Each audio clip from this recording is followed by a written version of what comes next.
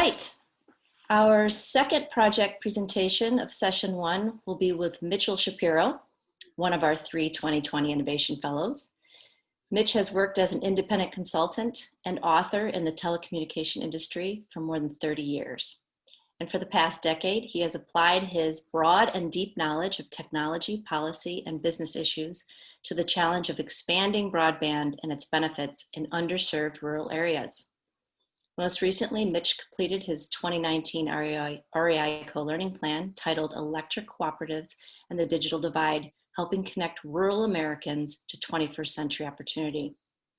His work has also included a guidebook examining risks and opportunities for municipal utilities, considering investments in publicly owned fiber optic networks. Working with MSU's Quello Center, Mitch co-authored a report examining innovative technologies and strategies to extend broadband connectivity and a public policy brief funded by MSU's Institute for Public Policy and Social Research, focused on strategies for bridging Michigan's digital divides. Mitch holds a BA in economics from the University of Michigan and an MA in telecommunications from Michigan State University. Today, Mitch will be talking about his current project, which is a follow-up to his 2019 co-learning plan, examining the potential for electric cooperatives to help bridge the rural digital divide. This year's Mitch's Innovation Fellowship was focused on more broadly on aligning stakeholder resources and developing innovative strategies to better achieve this goal. This has involved working with regional planning organizations, Merit Network's Moonshot Project, and others focused on expanding rural broadband and its benefits. As part of his fellowship work, Mitch has explored the potential of innovative network models to help achieve that goal, something he will be focusing on in today's presentation. Are you there, Mitch? You ready to present? So, okay, I think I'm here. Can you hear me? Hi, Mitch. Yes, we can hear you. Okay, good. So I guess I will share my screen here. See if I can find the right screen here. Okay. Seeing my slides? Yes, we do. Okay. At least I do. Okay. Well, hopefully everyone else does. Well, thank you, folks, who's ever here for attending this session. As you can see from the title there, I'm going to be talking about things we can do to better connect rural Michigan to what I now call pandemic-ready broadband networks. That's a term I never thought I'd be using 6 months ago, or when I applied for, when we started the fellowship, but as we all know, a lot has changed since then. So you're probably wondering, what do I mean by pandemic-ready broadband? And here's my current working definition.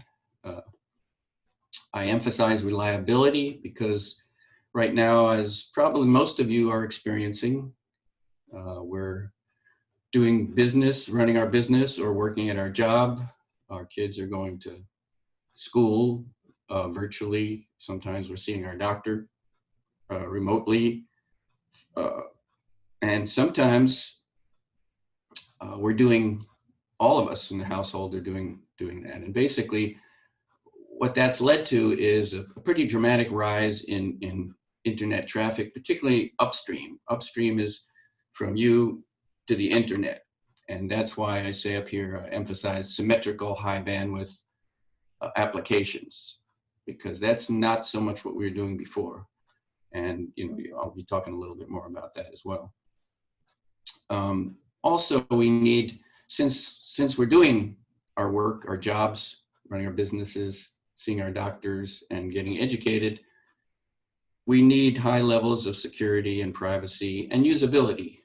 I mean, we always needed that, but now that so many important things in our lives are being done at home during the day, when normally they would be done at school or at business, where there's private networks and all this sort of IT support, we need some version of that.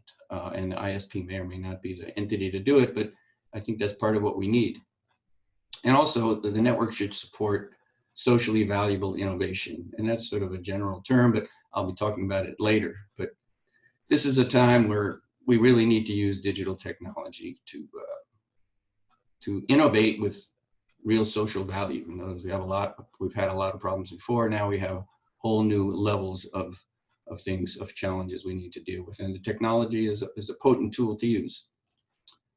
And also importantly, the network needs to be available and affordable for everyone, because if it's not, as we've seen with a lot of things, including internet connectivity, when something like COVID strikes, the inequalities in society can be aggravated as opposed to alleviated. So, and this quote here goes back to the 1934 Communications Act, which set up the Federal Communications Commission, established regulations for broadcasting and for telephone, which were the two main electronic communication systems that we had. So adequate facilities at reasonable charges for all the people of the US. So are we there yet? I think you probably all would tend to agree with me that not there, and in my view, not even close. And I'm going to talk a little about some of the issues there. One of the problems we face, ironically, is that the Federal Communications Commission, which is the agency that sort of oversees the telecommunications industry and has since 1934, it has established a standard and a way of collecting data about broadband availability that are basically broken. The standard 25 megabits per second downstream, 3 megabits per second upstream. Again, from you, 3 megabits is from your home, our homes, to the internet.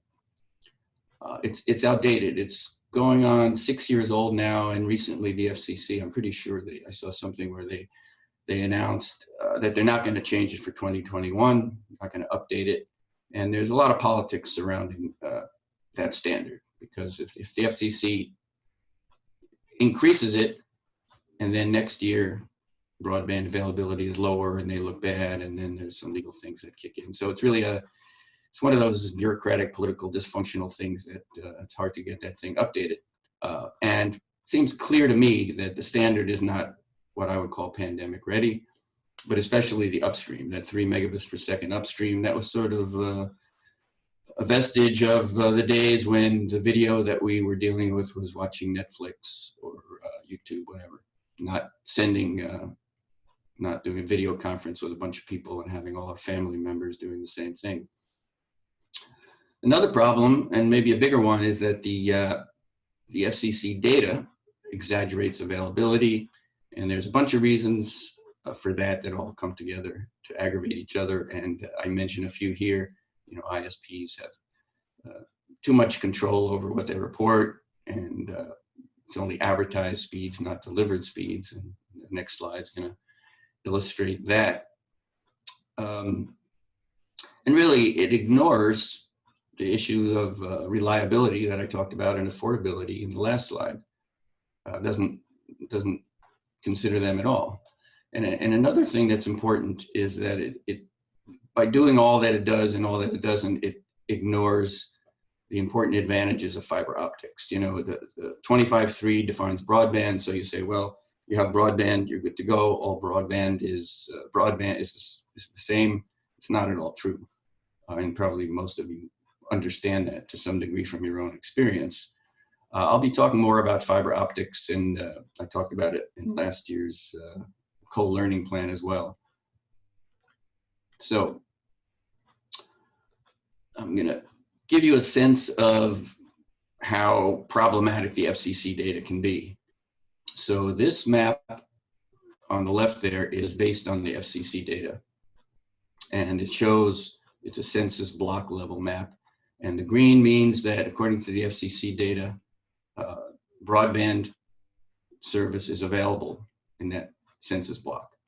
And as you can see, most every census block is green and only a few are red scattered around. That means they don't have broadband available. I think population-wise, it came down to like 98 or 99% according to the FCC. But as some of you may be aware, and anyone who sort of ever checked their address on the FCC database would know, the data is flawed. It exaggerates availability in all sorts of ways. And in Washtenaw County, the people out in the townships were frustrated for the lack of broadband availability, and have been actually for years, and they've done some things about it. But recently, the county formed a broadband task force, and they hired Merit to help them with a survey and a speed test that included this national entity called Measurement Lab, and I believe the Quello Center helped out as well from Michigan State University, because they wanted to know, you know, how do we plan? If we look at this FCC map, we know it's incorrect by a large margin. We just don't know how much. So here's what they found. And the red indicates that of the respondents to the survey, including, you know, the speed test they did and their survey responses, the dark red means 0 to 10% of the responses from that census block had showed that they actually were operating at the broadband speeds, 25.3 megabits per second. The pink is 10 to 50% of the responses. The light green is 50 to 90%. And the dark green, which there's very little of, it actually has 90% or more of the responses showed the speed test showed broadband speed. So, you know, you look at those two maps, and to me, it says a few things. One is the FCC data is arguably worse than useless because it's misleading, and it's used to allocate subsidies, and it's used to make policy. So, you know, the old saying, garbage in, garbage out, I think unfortunately applies here. And it also underscores the value of local efforts to find out what's really going on and start planning around real data, as opposed to the really problematic, flawed data from the FCC. So that's sort of the problem side of it in a nutshell. There's a lot of challenges, but that's one of the roadblocks I would say we have to keep in mind when we consider this. So I want to move on to what I consider, I get the feeling we're in an all hands on deck kind of moment in a lot of ways in our society, and I think in terms of expanding broadband, not just in rural areas, as Sam talked a little about lack of internet access in urban areas. That's not my focus right now in this presentation, but that's important as well.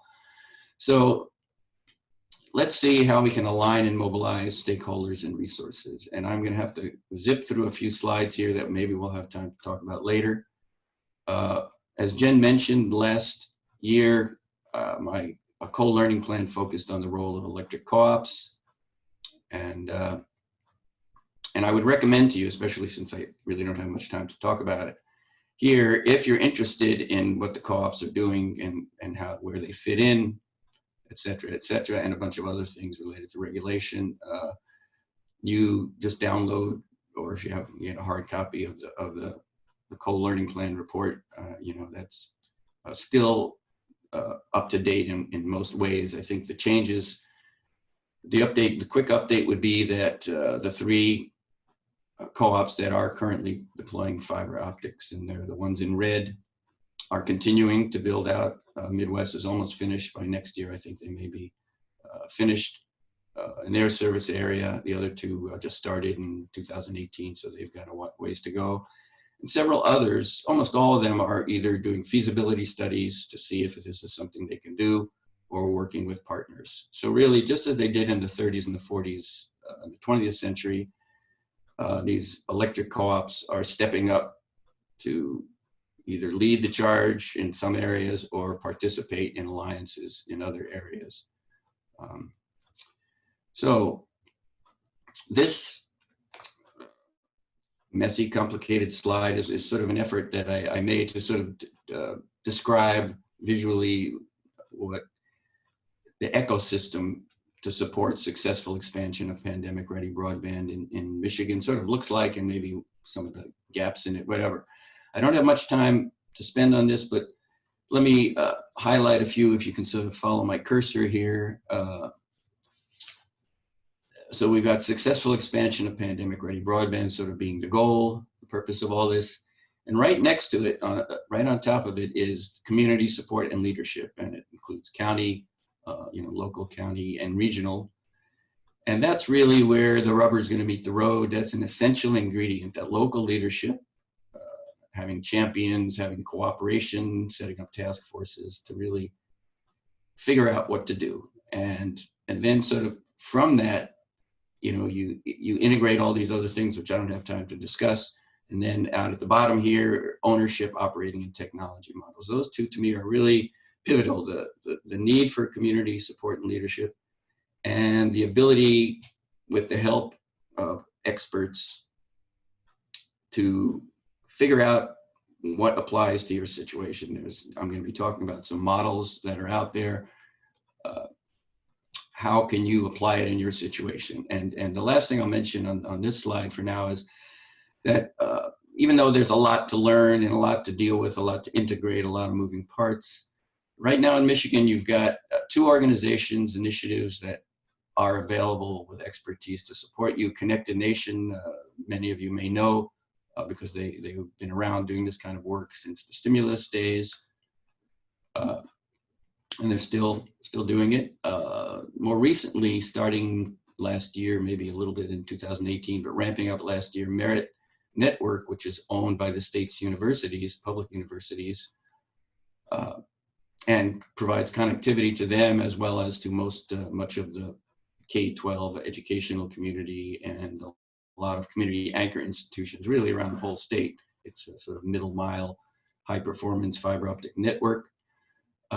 Merit started developing mostly educational resources. And, I've been involved a little bit with that, and I'm impressed by what they're putting together. So I think the good news there is that you can contact Connected Nation, you can contact Merit, the Moonshot team, and learn from them and decide, what kind of help they might be able to provide you. So I encourage every local planning effort to contact both of them and to find out what they have to offer.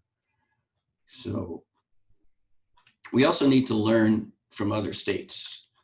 And I'm going to have 2 examples here. One is related to state level policy. The other, which is going to introduce sort of the second half of the presentation, is about a local model that's developed in a relatively small city in Idaho. So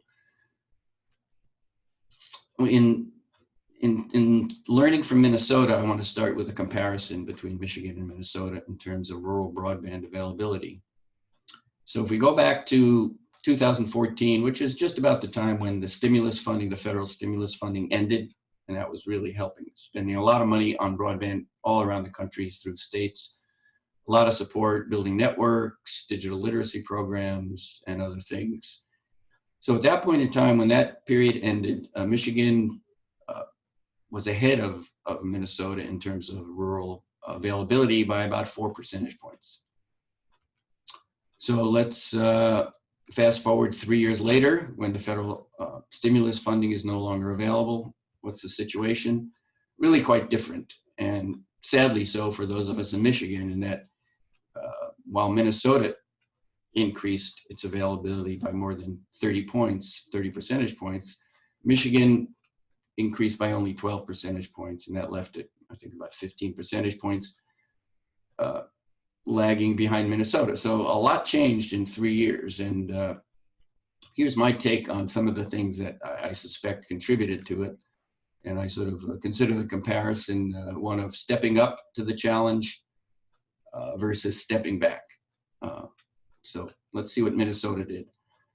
Between 2011, which was when the stimulus funding was still flowing, in 2014, when it was ending, they created a state broadband office, task force, and a grant program, an annual grant program. And they're all active today. So it wasn't just a one-off, let's create a task force, write a report, put it on the shelf, and not do anything. All 3 of those initiatives remain active. And though it varied from year to year, most years there was approximately $20 million that the state spent on grants. And they had a well-designed system for eligibility and weighting. And what that means is the eligibility relates to what kind of entities can get the grants. The more exclusive you are, the more that you exclude, the less open it is. And to me, it's just, but anyway, so the point is, in Minnesota, it was pretty open about what entities could apply as long as they were credible. And weighting, and also the areas that were eligible in terms of what kind of broadband they already had or what kind of connectivity they had. It wasn't very restrictive, overly restrictive. And weighting has a lot to do with what kind of networks get built. You know, if you weight a DSL network the same as a fiber optic network, you may end up with a lot of DSL networks that offer 25 megabits per second today, and in 5 years still offer 25 megabits per second. So again, it gets back to fiber optics. I'll just sort of point out that fiber optics is the gold standard in connectivity in terms of performance, you know, speed, reliability, upgradability, low maintenance, longevity. So if you can afford fiber, that's a long-term infrastructure. DSL is not, as an example. So what happened in Michigan? For the most part, the state did not step up to replace the stimulus funding in substantial ways. They did continue to fund some work by Connect Michigan, but nothing on the level of what, you know, the funding that was flowing during the stimulus period. And only late in the 8 years of the Snyder administration did the state create a task force and a plan, call it a broadband roadmap, and a grant program. And the grant program actually was created in the lame duck session, and you know, the last year of Snyder's administration. And it hasn't even, as far as I know, at least the last I checked a couple of weeks ago, they hadn't even finalized the awards for a number of grants. And the law that authorized the grant program explicitly excluded municipal and educational entities from being eligible. And I just think that's a bad decision. The grants could have been allocated better, I think, if they were included to allow to participate. But that's, you know, I think that was a political decision that led to bad policy in my view. So let me see if I'm done with that one. Yeah, okay. So the next example, the next state that we can look to, and that I'm going to look to here is Idaho, and specifically the city of Ammon, which is about 16 to 17,000 residents. And someone referred to it as a conservative city in a conservative state, and that sort of stuck with me. And I included it here because what I'm going to be talking about now, I'm going to try to address, in my view, there's a lot of unnecessary and unhelpful conflict and confusion in the broadband space when we think about the relative role of the private sector and the public sector. And what I really admire about what they did in Ammon, they came up with a model that, as you can see here, I'm just going to read, you know, promotes competition among private sector ISPs, respects property rights and the freedom to choose whether to invest in a fiber connection to your property, applied innovative technology to reduce costs, increase customer choice, convenience, and value. Think about convenience, choice, and value when you think about your current ISP, and you might appreciate what that means. And by doing all that, it builds strong local economies and communities, excuse me. So in my view, what they're doing is sort of a blend, the right blend of sort of conservative values and progressive values sort of blended together. And I'm going to talk about what that model is because I think it embodies that. And I would like to see communities in Michigan get the chance to consider this kind of model. So you'll get a break from me here, and we're going to hear from this is the mayor of Ammon and several other people. This video, it's a video clip from a 20-minute documentary that was created by the Institute of Local Self-Reliance, which I mentioned in an earlier slide, and Next Century Cities, which is a sort of a national organization focused on the role of municipalities in broadband and other things. So let me see if I can get that going. Oh, and do I have to share? Let's see. Uh-oh, what do I need to do here? Let me see if it's going to work here. Can you hear that? Did you just hear that, Jen? No, no, and I know there's a special Okay, button. yeah. Oh, for yeah, you to yeah, got it. Yeah, okay. A share computer sound. Yes, my apologies, everyone. Let's go back to the beginning, if I can, and listen to the mayor. If you drive down Hit Road, which Yes, is the we can border hear. between Ammon and the city of Idaho Falls, you will notice that the growth is on the east side of the road. That's Ammon. And why? It comes down to fiber. That's why. That's why those businesses are there. So we've seen that, first of all. Aside from maybe, you know, people always get upset about their dogs running free or their trash not being picked up on time. But aside from that, municipal fiber for sure, and this last mile to the home is what's on everyone's mind. And that it's always a question of when is it coming, not how you're going to pay for it or what this is going to look like, just when can I have it? We want to have a model where they can opt in or opt out.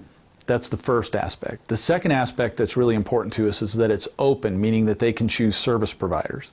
Ammon is creating something called local improvement districts, and that's where people in each area, they can opt into connecting.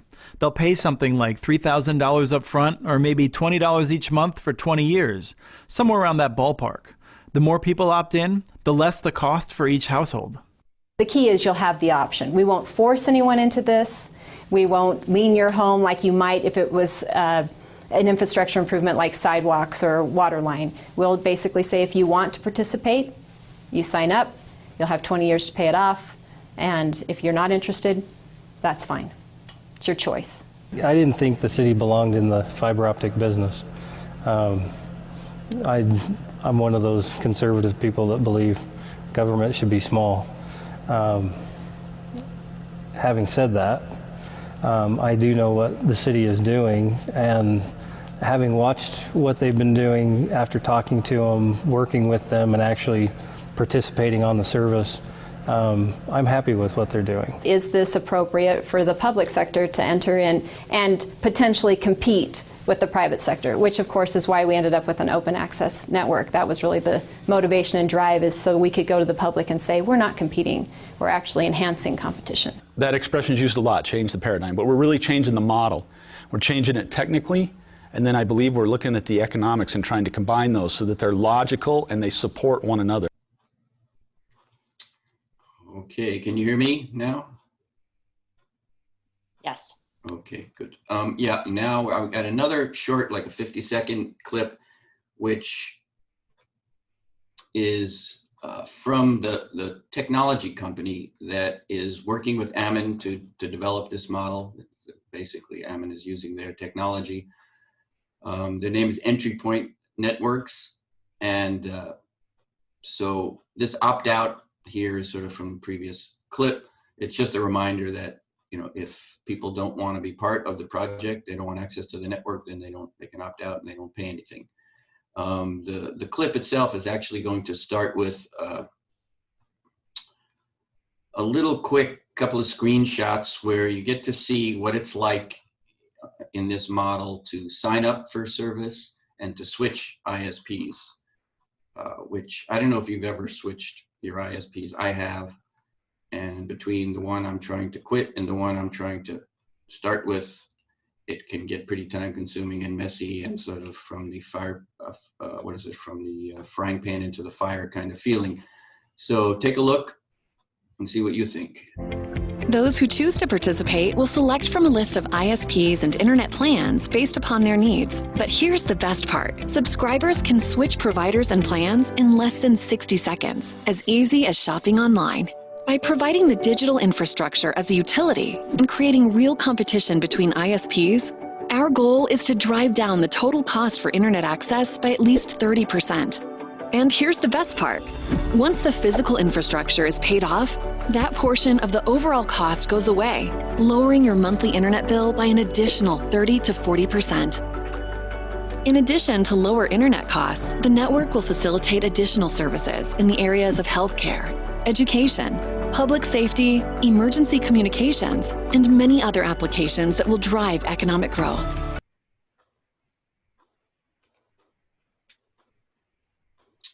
All right, so you've probably heard this term, it's this overused term, faster, better, cheaper, from business and technology circles. Well, in this case, I think it does apply. And Fast Company magazine agrees. In the October 2019 issue, they named the Ammon network the best fiber optic network in America. And keep in mind, this is a network serving, well, the total city population is about 16,000 people, 16 or 17,000 people. And in a study by the Open Technology Institute, which tracks a lot of this stuff on a global basis, they found from this sample of broadband networks from around the world, Ammon had the lowest cost of a fiber optic broadband network from the total, sample that they looked at. So something good is going on here, and I'm going to sort of explain the faster, better, cheaper with some real numbers from the project. I'm going to start with sort of the bottom line numbers, which are in red. The total monthly cost for what is the best value among, they have 4 ISPs, the best value among the 4 ISPs for what's usually referred to as gigabit service, which is 1,000 megabits per second in both directions. And when you add up all the costs that the customers pay every month, it's $47.49 for that level of service. At that time, when they were planning the network, they did a survey to see, what are people paying to the incumbent service provider, who at the time was delivering service 30 megabits per second, 5 megabits per second. I don't know if that's changed, but it hasn't changed dramatically. And it had data caps, which means that if you go over, you pay some extra. So including the survey indicated that the average bill that people were getting for internet service was $93. So that's almost twice as much as in Ammon. And as the little short video explained, when you've paid off the infrastructure piece of it, because that's a separate charge, then that goes away. 15 to 20 years, it goes down, the total cost goes down to $26.49. So that is remarkable in this day and age for this kind of network. And as you can see there, it's worth pointing out that there's 3 pieces of the cost. That so if you opted in and you're a customer of the network, you've committed to pay off that $3,400 over 15 or 20 years, and that comes to about $21 or $20 depending. And then there's a monthly maintenance and operations expense to keep the network operating and to upgrade it. It's included there. And then this best deal from one of the 4 ISPs adds another $10, and that's how you come up with the number. So to me, that's something to really take a good hard look at and say, how does this make sense? And there's other elements to it as well. And one of them has to do with the competition among ISPs. In Ammon, you've got 4 ISPs. I think they're talking to a 5th, and maybe there's a few more that are in the business sector. There's in Utah, there's an open access, that's oftentimes the term used, fiber provider that has been in operation for a long time with a variation on this model. It's wholesale, retail. I won't get into the details, but in any case, they've been around longer, and they've now got 11 ISPs serving residential property owners, homeowners, and 25, I think, on the business. So it's a totally different environment. You've got real healthy competition among the ISPs, whether it's price, whether it's customer service, whether it's speed. They can compete on a bunch of different factors, and they do. So I'm just going to get the graphics in here. So I underscore the idea of healthy competition, because we talk about competition, but you want competition that leads to lower prices and better service and easy entry by companies. And if our road system, on the left there, if our road system worked like today's broadband networks, we'd have this kind of situation all the way to our home, where, if you want to be an ISP, you want to deliver packets, well, you got to build your own road.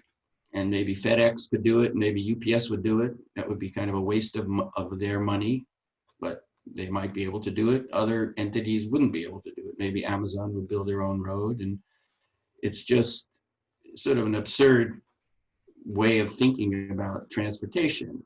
And, you know, the analogy isn't perfect. Fiber optics, you know, takes up less space, costs less to maintain, costs less to build. But the model is the same. In other words, if you look at the current situation with broadband, well, you've got sort of, you know, a dirt road from the DSL provider, the wireless ISP may not be able to get to your house.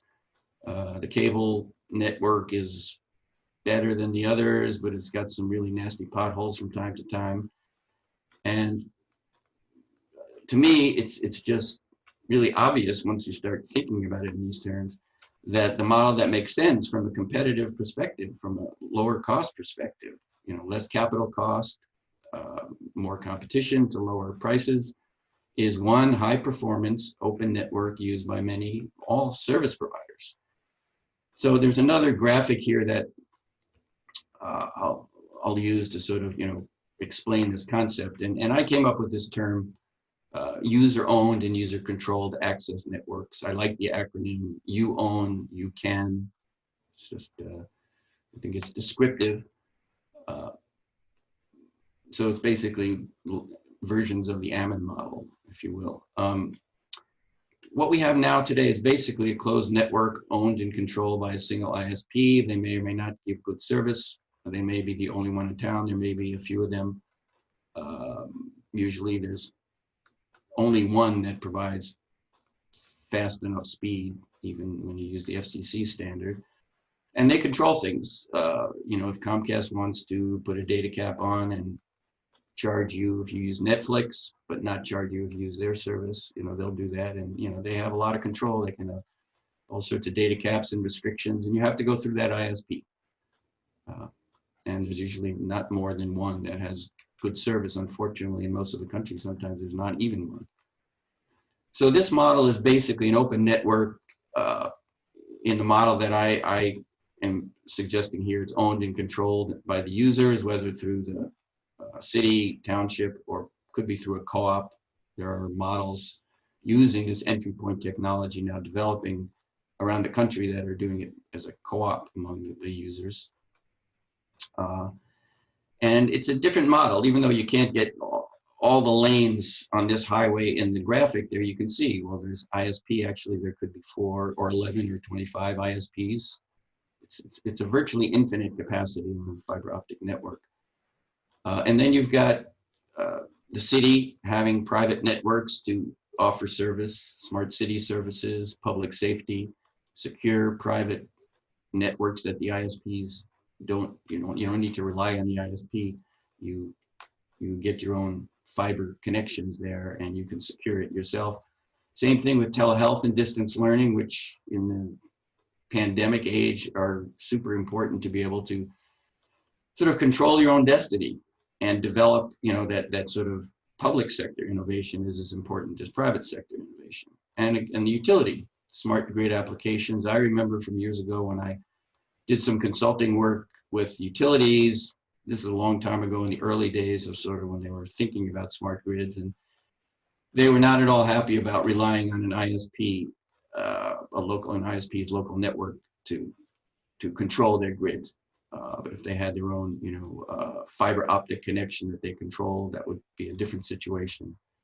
So this is a model that I think is, again, a better model. So I've just got a few more slides and then I'll close out and see if we have time for questions. If not, I would just say, feel free to, if we don't have time for people's questions, feel free to contact me afterwards via email. And if you want to talk about any of this stuff, I'd be happy to. I just wanted to sort of clarify a little bit that not every area can get a fiber optic network that is, you know, financially viable. But I think a lot of underserved rural parts of Michigan can, and in fact, that's what the electric co-ops are doing in their service area. They're sort of proving the case that even in very rural areas, these network fiber optics is can be financially viable. So what you've got in a lot of the areas is like that Washington County map that we saw earlier.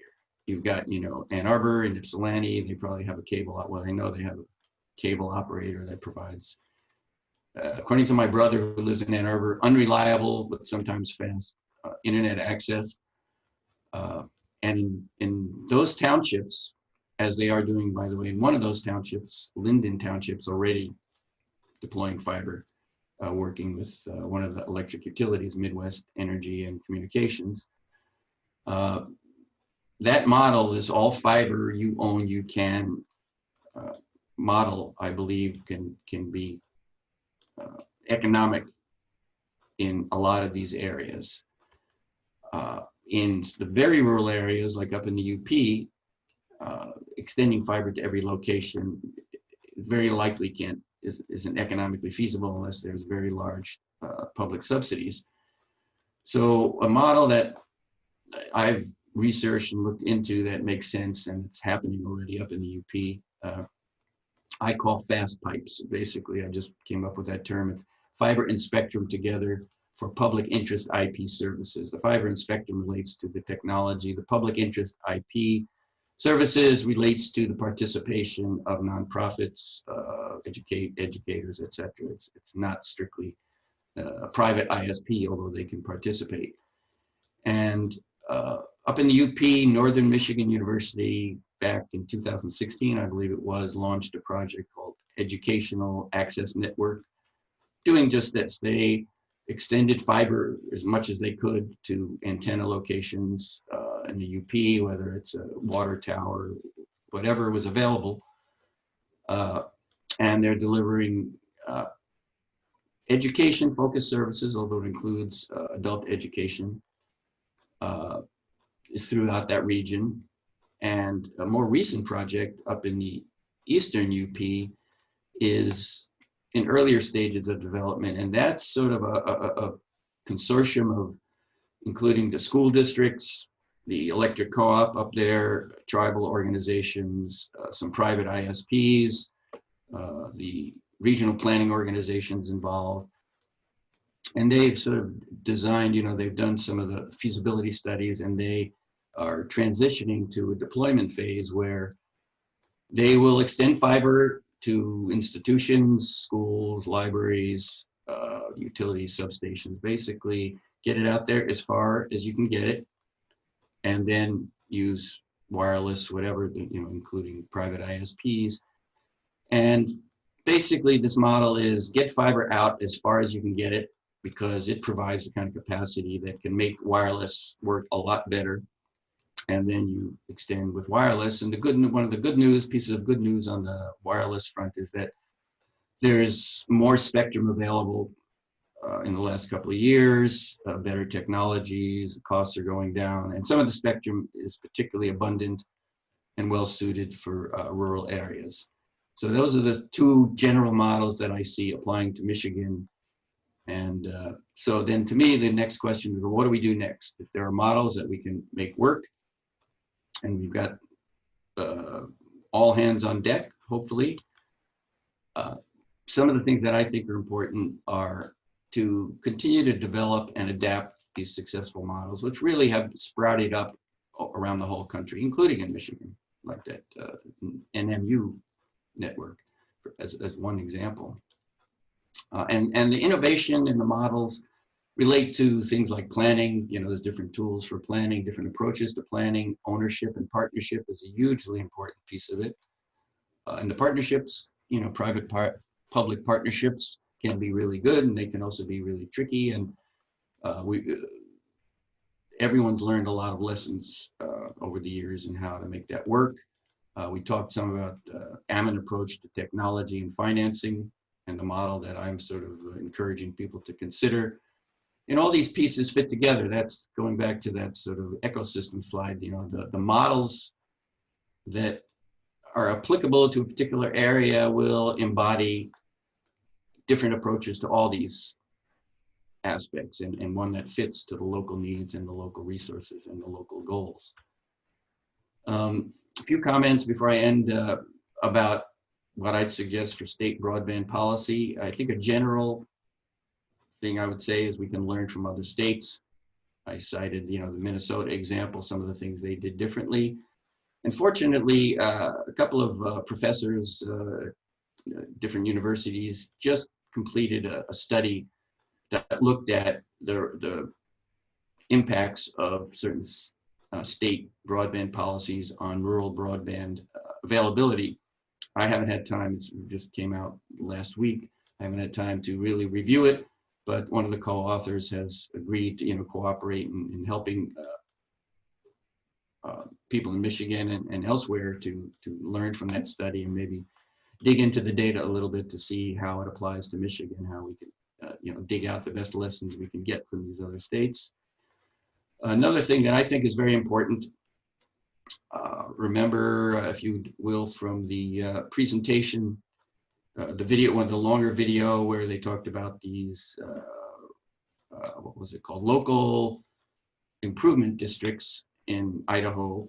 They used in Ammon to do this opt-in, opt-out kind of approach to funding the network. In Michigan, there is I think several laws that sort of collectively cover something called special assessment districts. I suspect some of you probably know a lot more about that than I do. But what isn't covered is communication infrastructure. And Representative Donna Lisinski, state rep, who happens to represent a number of those rural townships in Washtenaw County that we saw filled with red and pink on the on that map. She introduced a bill that basically, it's a pretty simple amendment. It just includes communication infrastructure as something that could be managed, that could be funded through a special assessment district. And to me, that would open up all sorts of opportunities. Again, this idea of sort of blending conservative and progressive ideas to say, yeah, if you want to do it, go do it. I think, to me, it should be a no-brainer for both Republican and Democratic representatives. I would like to see that be true, but it's still sitting in committee at this point. Related to that, Michigan has some restrictions on the role that municipalities can play in deploying broadband networks. They're not the worst restrictions, they're not the most onerous restrictions among the different states. About 20 states have some kind of restrictions, but they do, like that state grant program was very explicit. It said municipalities don't apply, educational institutions, including NMU and others, don't apply, we're not going to fund you. I think those kind of restrictions are unhelpful and just vestiges of a time when we thought ISPs could step in and build out all the rural areas. But I think they've shown that they're not really willing to do that. And that's their business model, and I don't blame them for it. I just don't want to depend on them.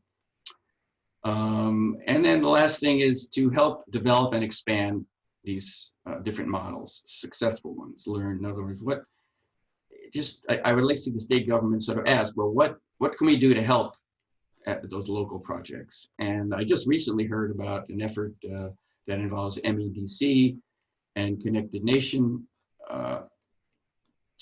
and maybe a task force of state agencies being formed. So I'm hoping, I don't know that much about it, but I'm hoping that will revitalize sort of the state leadership in terms of finding ways to help out in a proactive way. So anyway, I'll leave it at that.